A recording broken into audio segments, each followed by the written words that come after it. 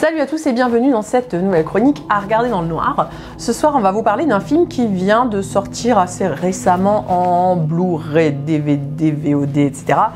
Il s'agit d'un film français qui plus est Cocorico, ma gueule. Cocorico. Et donc, on va vous parler du règne animal. Le film. On peut On va pas vous parler du règne animal aussi, en mais... entier, parce que ça prendrait des plombs génériques.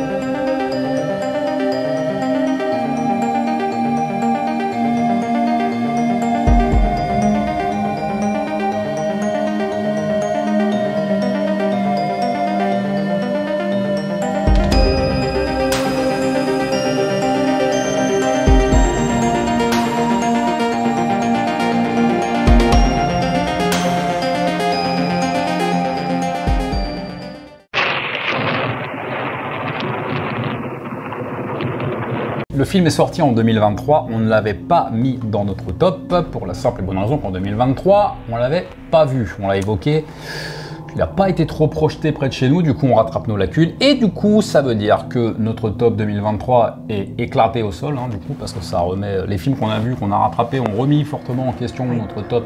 Ne regardez pas. Mais si, c'est un top au regard de ce qu'on avait vu à l'instant T. Malheureusement, les bons films, on les avait pas vus. Ah.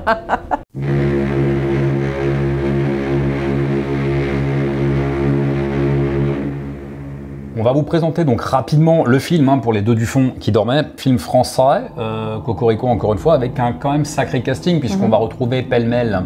C'est qui pêle-mêle? La tête d'affiche, il est partout. Je reprends.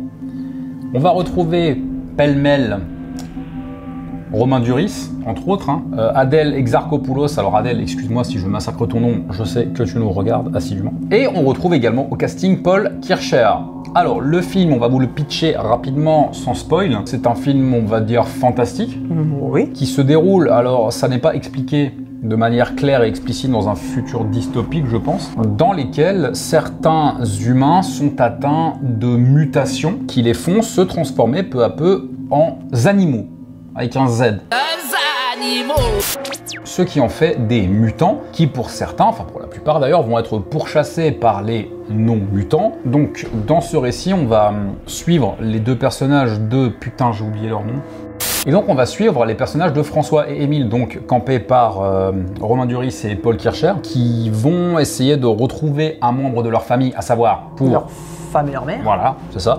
Qui est atteinte justement de cette mutation et qui s'est barré au début du film. Voilà. On va pas vous en dire plus pour ne pas vous dévoiler les éléments clés de l'intrigue. Et du coup, on en a pensé que...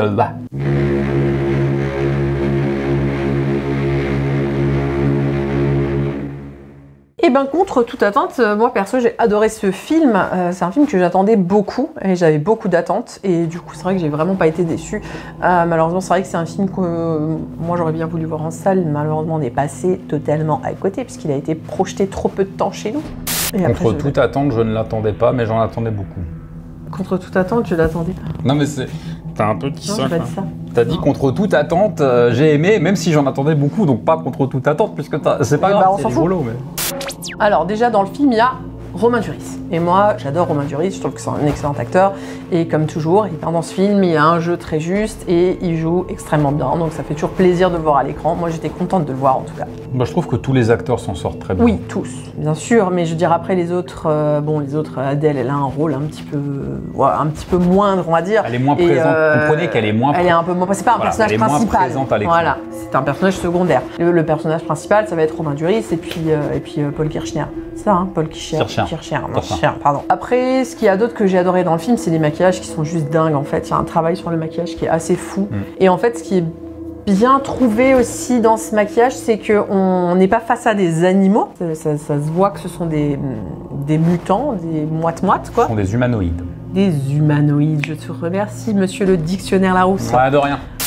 Et ce travail de recherche et de création, en tout cas des créatures, sont plutôt bien foutus et c'est vraiment beau. Et il y a quand même quelques images de synthèse, hein. C'est presque inévitable, bien qu'à une époque on l'aurait fait sans, mais bref. Et ces images de synthèse, pour le coup, sont aussi extrêmement bien faites, ce qui est quand même plutôt rare de nos jours. C'est plus soi. N'est-ce pas? Voilà, parler à monsieur CGI à côté.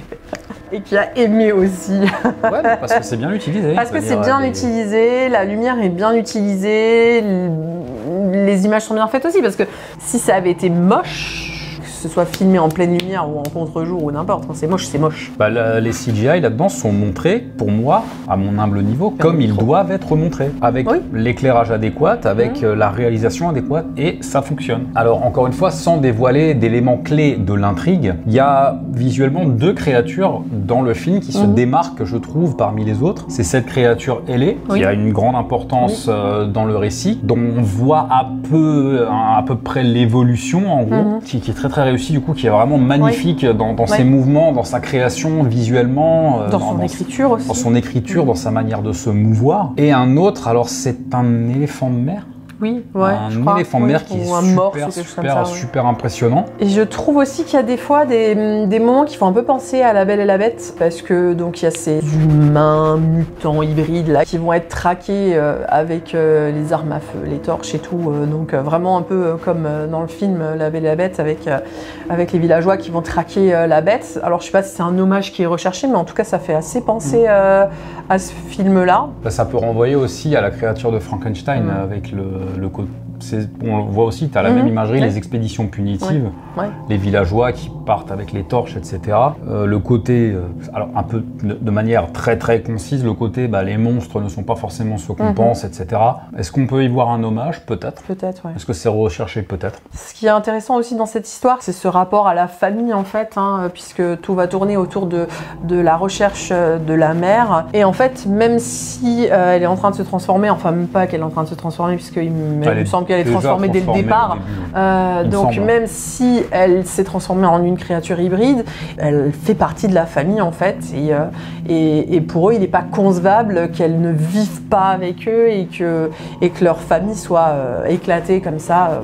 Moi, j'y ai vu quelque chose d'assez nihiliste du coup, parce que cette volonté c'est vraiment le point central du film, je pense, au niveau du thème. C'est cette volonté de recréer une cellule familiale tout en sachant très bien que rien ne pourra plus jamais être comme avant en fait.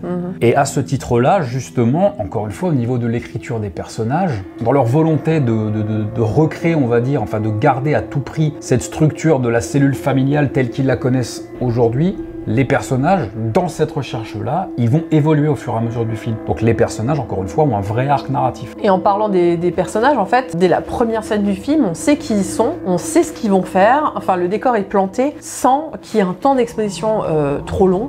Et d'ailleurs, cette scène d'intro, elle est incroyable. C'est une scène au départ tout à fait banale avec donc Émile et François qui sont dans une bagnole, qui discutent et en l'espace de, je sais pas, peut-être 3 minutes, même pas, bim, il se passe un truc et l'action elle commence là, maintenant. Ça veut dire que tu n'as pas le temps de te reposer, l'action elle est directe et en fait jusqu'à la fin du film, il y a quasiment pas de temps mort en fait. C'est vrai que le film est très rythmé et c'est vrai que le temps d'exposition, il est court mais il est efficace. Ça veut dire que dès le début du film, on comprend très rapidement, très facilement qui sont les personnages, quel est leur vécu, ce qui les a conduits à là où ils sont au début du film, sans forcément s'encombrer de grands monologues inutiles, de grandes discussions entre 2 personnages, etc. qui peuvent durer plusieurs minutes. Non, le film ne perd pas de temps. Après, c'est vrai que des personnages, il y en a assez peu, ça aide aussi, mais ils sont bien écrits. Donc voilà, le film fait ce qu'il doit faire, raconte ce qu'il doit raconter, quand il doit le raconter, et les personnages, encore une fois, on a de l'empathie pour eux parce qu'on comprend qui ils sont, on comprend leur vécu, et c'est très bien fait, c'est très bien amené. Oui, et puis les personnages sont expliqués aussi au fur et à mesure du film. On t'explique leur passé. Ils sont développés. Oui, pardon, ils sont développés au fur et à mesure du film. On t'explique leur passé au fur et à mesure du film. C'est pas, on t'explique tout dans la première demi-heure, voilà. Tu sais qui ils sont, comment ils sont, pourquoi ils sont allés là, pourquoi ils font ci. Non, là, c'est vraiment expliqué au fur et à mesure du film. Et c'est ce qui fait aussi qu'il n'y a pas de perte de rythme. Ouais. Alors, quand on dit expliquer, comprenez bien que on va pas nous l'expliquer frontalement. On va pas te dire, voilà, ce personnage, il a vécu ça. Oui. on le comprend de par les événements du film. Le film ne prend pas le spectateur pour un con en fait, ne va pas te surexpliquer les choses. Alors il faut qu'on parle aussi, puisque tu parlais de cette scène d'ouverture dans un environnement urbain, du coup on va rebondir là-dessus, il faut qu'on parle de la réalisation. La réalisation qui est, franchement il y a de très très bonnes choses, il y a de très très bonnes idées. La suite du film va radicalement trancher avec le début, puisqu'on va passer très rapidement, encore une fois c'est pas du spoil, d'un environnement urbain à des environnements on va dire en pleine nature. Et le réalisateur sait parfaitement mettre son environnement en valeur, parce que l'environnement, on peut presque dire que c'est un personnage à part entière du film, puisqu'il est vraiment mis en valeur à travers des plans, des cadrages, etc. Donc le réalisateur sait poser sa caméra, sait bouger sa caméra, sait faire ce qu'il faut. Franchement, la réalisation, elle est impeccable. Elle met en valeur les personnages, leur écriture, leur histoire, son environnement. Et il y a un travail sur le son aussi qui est assez incroyable. C'est vrai que si on le regarde avec un home cinéma, j'imagine que tu as le son en 360 degrés tout autour de toi, ça doit être encore autrement. Sans non plus aller peut-être aussi loin que Vermine a pu le faire. N'empêche que le travail sur le son, il existe et il marche vraiment plutôt pas mal. Ouais, bah c'est pas pareil que Vermine dans le sens où là le film n'est pas fait pour te mettre mal à l'aise. C'est ça, mal à l'aise. En fait, c'est vraiment cette nature en fait que tu as autour de toi et que tu entends et qui est travaillée. Où tu vas te sentir tout petit. C'est très très immersif. Tu vas te sentir vraiment tout petit au milieu de cette nature dans le film. Toi, spectateur, tu vas te sentir tout petit au milieu de cette nature qui peut paraître hostile. En même temps, le film s'appelle Le règne animal. Je pense qu'il y a cette volonté que toi, spectateur, tu te retrouves presque perdu dans cette nature avec laquelle on a peut-être perdu le contact. Est-ce qu'il y a là aussi, est-ce qu'il y a ça, il y a de ça aussi? Peut-être, oui. Le dernier point positif du film, c'est qu'il est relativement accessible, presque familial, je dirais. Je pense que tu peux comprendre les enjeux peut-être à partir d'une dizaine d'années. Ouais, à peu près, je dirais. Oui, parce que les enjeux dramatiques sont plantés assez rapidement. Ils sont simples, ils sont importants, ils sont là, mais ils sont simples à appréhender. Oui, pour un enfant, finalement, les enjeux familiaux, c'est quelque chose qui est compréhensible. L'adolescent qui cherche sa maman, et puis voilà. Puis vous n'avez pas non plus des images trop trash à l'écran, il n'y a rien de très graphique. Peut-être cette espèce d'hybride aigle-faucon qui peut être un petit peu impressionnant pour des jeunes. Encore que c'est pas non plus du body horror pur et dur qu'on nous montre. À part cette créature-là, oui, mais les mutations ne sont pas forcément montrées de très près frontalement, c'est pas du Cronenberg. Voilà, il y a des éléments de body horror, mais c'est pas le fond du film. En fait, ce film, il est presque fait comme un conte, finalement. Avec un côté presque onirique à certains moments. Pour conclure, après je pense qu'on aura tout dit, pour finir sur ces éléments de body horror dont on parlait, même si c'est pas montré de manière trash ou que le film ne va pas trop loin dans le pathos, etc., on ressent quand même qu'il y a derrière ces mutations, qu'il y a une souffrance physique et morale, ce qui fait partie des enjeux du film. Et du coup,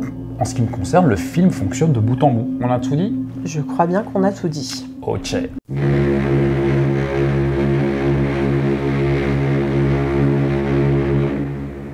Vous pouvez nous suivre sur les réseaux sociaux, Facebook, Instagram et X. N'hésitez pas à nous donner vos retours sur le film, ça nous intéresse toujours, ce que vous en avez pensé. Nous laisser un petit commentaire et liker la vidéo et surtout partager, ça c'est peut-être le plus important, ça fait pas de mal à la chaîne. Et la petite cloche aussi, si vous voulez savoir ce qui va se passer, il y a plein de choses qui arrivent. En attendant, faites de beaux rêves. Et si vous faites des cauchemars, n'oubliez pas, c'est que les animaux.